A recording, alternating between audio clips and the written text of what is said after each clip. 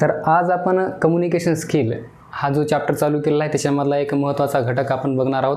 आपण त्या दिवशी बघितलं की कम्युनिकेशन प्रक्रिया कशी चालू असते, कम्युनिकेशन प्रोसेस जी आहे, कम्युनिकेशन सायकल जी आहे, त्याच्यामध्ये जे काही येणारे घटक आहेत, मॅसेज एका ठिकाणाहून दुसऱ्या ठिकाणी कसा पोहोचतो, त्याच्यामध्ये येणारे माध्यमं जे आहेत, त्याच्यामध्ये इनकोडिंग आला, डिकोडिंग आला, आणि जे फॅक्टर आहेत सेंडर, रिसिव्हर आणि फीडबॅक, हे जे काय आहेत हे आपण सगळं काही व्यवस्थितरित्या बघितलेलं आहे.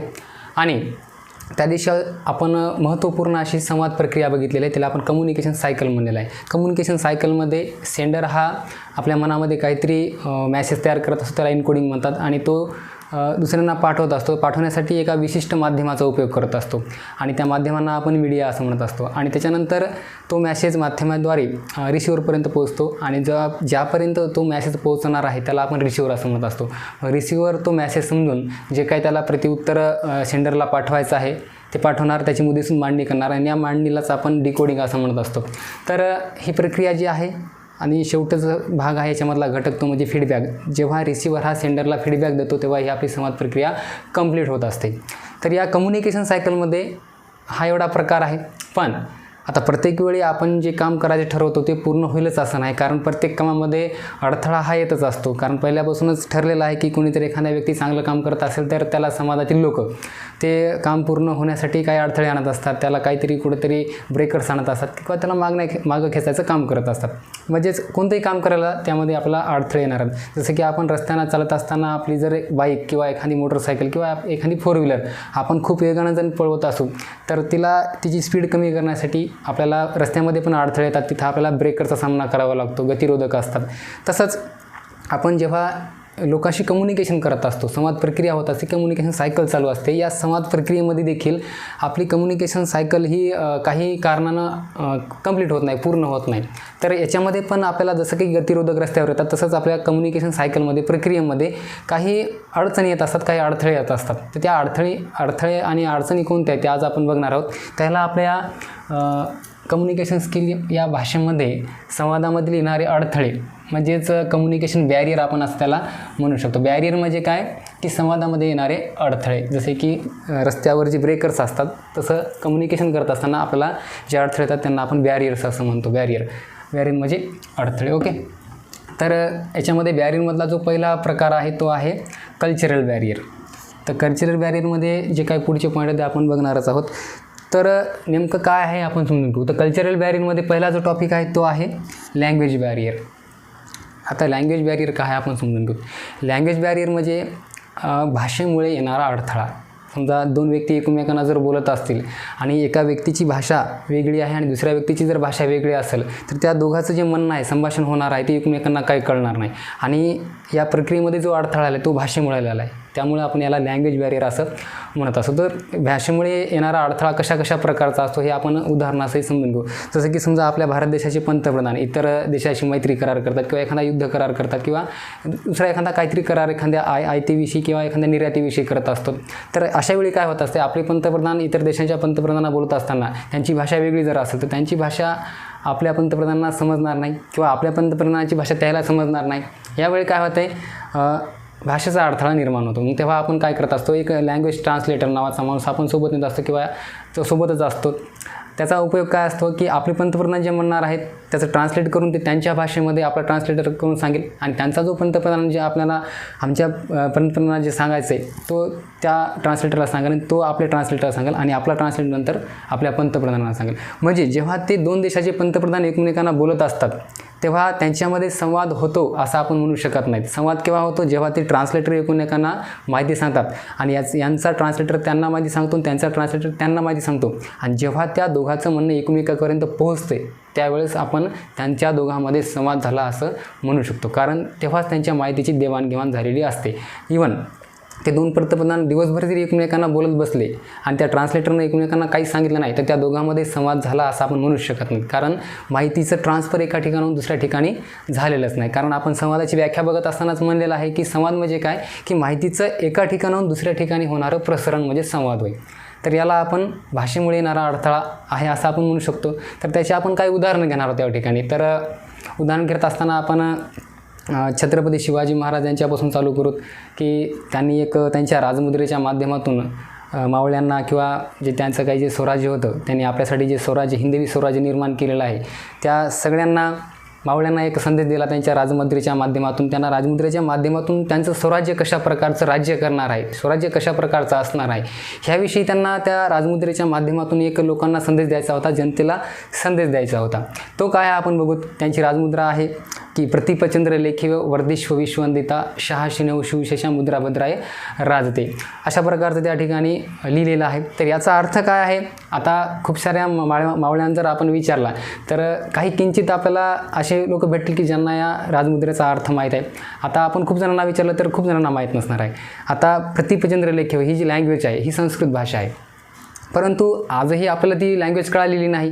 म्हणजे छत्रपती शिवाजी महाराजांनी आपल्याला 350 वर्ष अगोदर जे संदेश पाठवायचा होता तो आजपर्यंत आपल्याला त्या लँग्वेजमुळं कळालेला नाही, भाषेमुळं कळालेला नाही. तर 350 वर्ष आपली लँग्वेज बॅरियर झालेला आहे.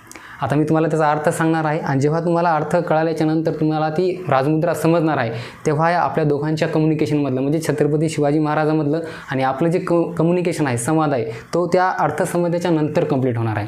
तर आपण अर्थ सुरळीतपणे समजून घेऊ. त्याच्यामध्ये पहिला शब्द आहे प्रतिपचंद्र. प्रतिपचंद्र म्हणजे प्रतिपचंद्राचा अर्थ आपण मराठीमध्ये समजून घेऊ की प्रतिपचंद्र म्हणजे प्रतिपदेचा चंद्र. आता परत त्याच्यामध्ये प्रतिपदा हा शब्द आलेला आहे, हा मराठी शब्द आहे पण याचा अर्थ आपल्यालाही माहीत नाही. तर प्रतिपदा म्हणजे काय. चंद्र आकाशामध्ये एका दिवशी थोडाही दिसत नाही, त्या दिवशी पूर्ण काळोखी रात्र असते, तिला आपण अमावस्येची रात्र आहे असं म्हणत असतो. आणि अमावस्येच्या रात्राच्या नंतरचा दुसरा पहिला दिवस, अमावस्येची जी रात्र आहे त्याच्यानंतरचा निघणारा पहिला दिवस, ज्या दिवशी चंद्र थोड्याने निघायला चालू होतो आणि चंद्र ज्या निघायला सुरू होतो त्याला आपण म्हणतो कलेकलेने निघतो. चंद्र कसा निघत असतो, कलेकलेने. तर चंद्र अमावस्येच्या नंतर ज्या दिवशी पहिला दिवस जो असतो त्या दिवशी दिसतो त्याला प्रतिपदा असं म्हणतात. म्हणजे अमावस्येच्या नंतरचा पहिला दिवस ज्या दिवशी चंद्र दिसायला सुरुवात होते त्याला प्रतिपदा असे म्हणतात.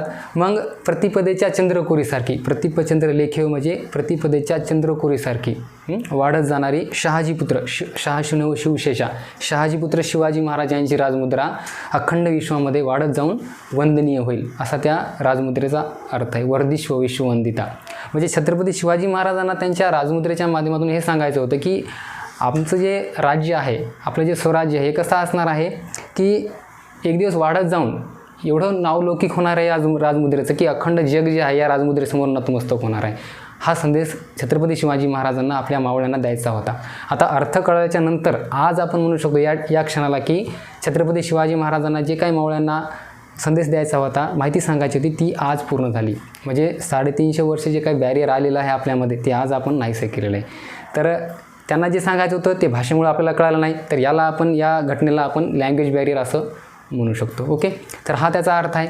दुसरा आपण उदाहरण घेतो. आपण आपल्या छत्रपती शिवाजी महाराज यांच्यानंतर आपल्या स्वातंत्र्य लढ्यामध्ये उतरू आणि जेव्हा आपण स्वातंत्र्य लढ्याचा विचार करतो आणि जे काही या भारताला स्वातंत्र्य देण्यासाठी जे काही लोक शहीद झालेत, जे काही वीर शहीद झालेत, या सगळ्यांचं नाव घेत असताना एक स्वातंत्र्य योद्धा म्हणून आपल्या डोळ्यासमोर नेहमीच एक नाव येत असतं पहिल्यांदा, आणि ते म्हणजेच द लेजंड ऑफ भगतसिंग आहे की नाही. तर भगतसिंग यांचं नाव घेतल्यानंतर सगळ्याच्या अंगावरती शहारे उभे राहतात, कारण त्यांचं नाव तसं आणि त्याचा विक्रम तसा आणि त्याचा लढा तसा होता आहे की नाही. तर त्यांनी एक नारा दिला अखंड भारताला. आता ही गोष्ट वेगळी आहे की भगतसिंग लहानपणापासूनच त्यांच्यामध्ये देशप्रेमता एवढी जडलेली होती की त्यांनी लहानपणापासून ठरवलं होतं की भारतीयांची सत्ता भारतीयांनी चालवली पाहिजे, भारतीय लोकांवर भारतीयांचं राज्य असलं पाहिजे ना की इतर देशांचं.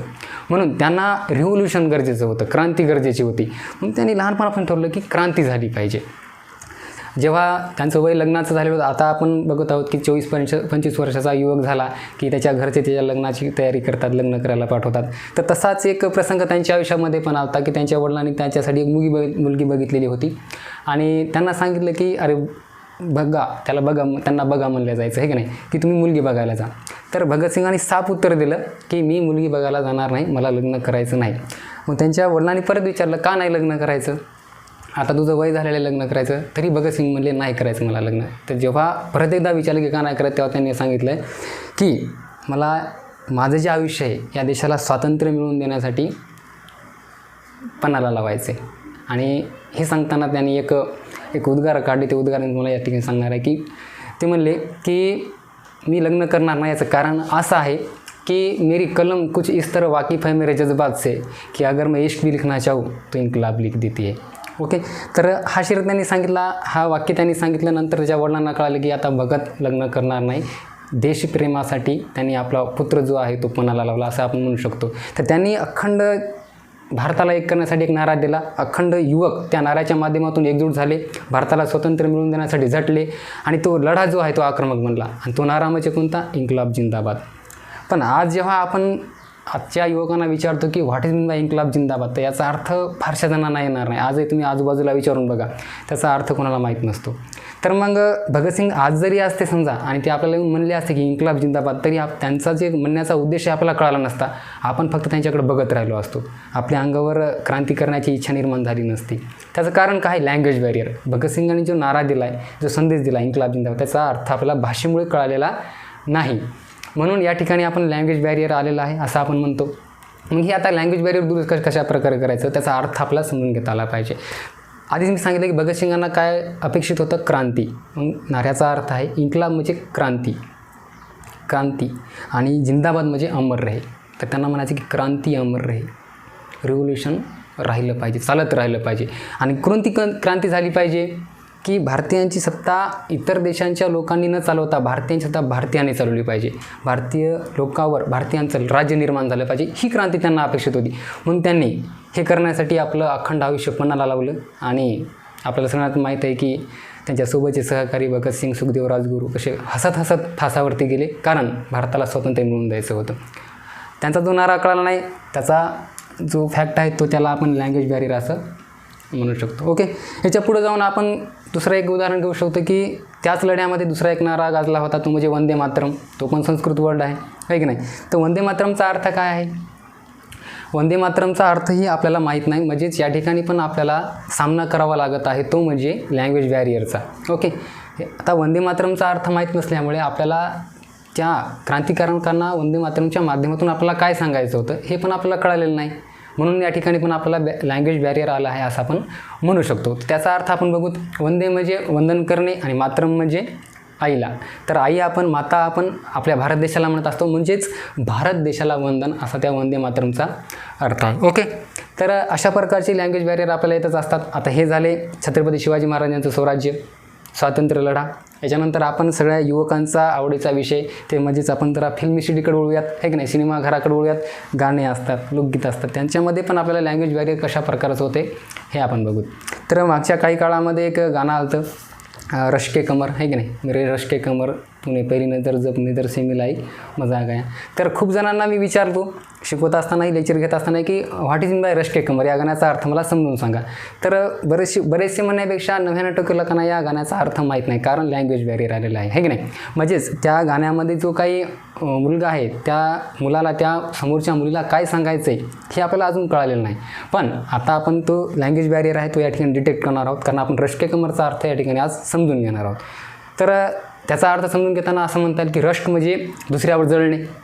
आपण नेहमीच दुसऱ्यावर जळत असतो. आपल्या एखाद्या खेडेगावामध्येही चाल असते बघा, एखाद्या शेजाऱ्यानंतर एखादी नवी गाडी घेतलेली असेल तर त्याचा शेजारी, त्याचा दुसरा जो शेजारी असतो त्याच्यावर जळत असतो की काय हप्त्यावरच घेतली असेल, है की नाही? आणि थोडीच कॅश घेतली असेल, म्हणजे जळण्याचा प्रकार झाला. एखादी मुलगी खूपच सुंदर असेल तर दुसरी मुलगी तिच्यावर जळत असते, है की नाही? एखाद्या मुलाची बॉडी जर जास्त तंदुरुस्त असेल तर दुसरा मुलगा न व्यायाम करणारा त्याच्यावर जळत असतो. तर याला म्हणतात की दुसऱ्यावर जळणे.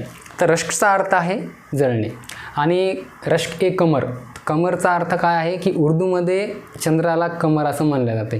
तर मग त्या मुलाला काय सांगायचं त्या गाण्याच्या माध्यमातून की ती जी समोरची मुलगी आहे ती एवढी सुंदर आहे की तिच्या सौंदर्याकडे पाहून चंद्रालाही जळण होते, चंद्र तिच्यावर जळतो असं सांगायचं आहे. आणि अशी ती मुलगी आहे, हा त्या गाण्याचा अर्थ आहे. तर अशा प्रकारे त्याचा अर्थ समजून घेतल्यानंतर त्या गाण्यामधलं जे काही लँग्वेज बॅरियर आहे ते आपण या ठिकाणी डिटेक्ट करू शकतो, त्याचा नाश करू शकतो. आणि आता आपल्याला नेमकं काय म्हणायचं आहे हे आपण समजून घेऊ शकतो. म्हणजे याचा अर्थ कळल्याच्यानंतर जे गाणं लिहिणारा कवी आहे त्याचं म्हणणं आपल्यापर्यंत पोहोचले आणि तेव्हा आपल्यामध्ये संवाद झाला आहे असं आपण म्हणू शकतो. ओके, तर अशा प्रकारचे खूप सारे लँग्वेज बॅरियर असतात.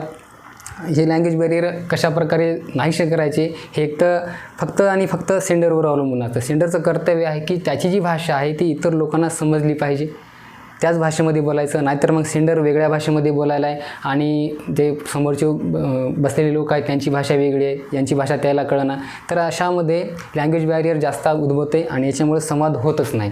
तर असं जर नाही झालं, लँग्वेज बॅरियर येतच राहिलं, त्याला आपण इफेक्टिव्ह कम्युनिकेशन झालं असं म्हणू शकत नाहीत. आणि कम्युनिकेशन जर इफेक्टिव्ह झालंच नाही तर आपण त्या ठिकाणी संवाद झाला असं म्हणू शकत नाहीत. कारण संवादाची पहिली अट ही आहे की कोणतंही कम्युनिकेशन होत असताना ते इफेक्टिव्ह झालं पाहिजे आणि त्याची सेंडरची जी काही भावना आहे ती जशाच तशी रिसिव्हरपर्यंत पोहोचली पाहिजे.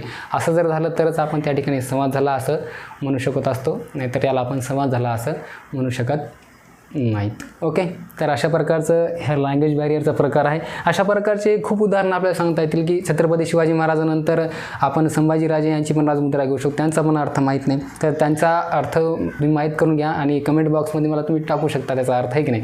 तर श्री शंभो शिवजातस्य मुद्रा दौर्यो राजते यंद कंसेवनी लेखावरती ते कस्य नोपरी, हा छत्रपती संभाजीराजे यांच्या राजमुद्रेचा जो लेख आहे तो आहे. याचा अर्थ मला तुम्ही कमेंट बॉक्समध्ये रिटर्न मला पाठवायचा आहे, सांगायचा आहे आणि त्याचा अर्थ जे आहे ते मला समजून सांगा. ओके, अशा प्रकारचे खूप आता गाणे आपल्याला असू शकतात की बाहुबली पिक्चरमध्ये गाणं आलं आहे की जटाकटा संभ्रमम्र मन्निबिं पनीर जरी विलोलवी चिवल्लरी विराजमान मूर्धनी, ह्याचा पण अर्थ आपल्याला माहीत नाही. ह्याचा अर्थ कळल्याच्यानंतर त्या ठिकाणी जे काही रावण रचित तांडव आहे तो, तर रावणाला महादेवाविषयी काय सांगायचं आहे ते आपल्याला लँग्वेज बॅरियर जर दूर झालं तर त्या ठिकाणी आपल्याला कळू शकेल. तर अशा प्रकारची खूप सारी उदाहरणं आपण लँग्वेज बॅरियरमध्ये घेत असतो.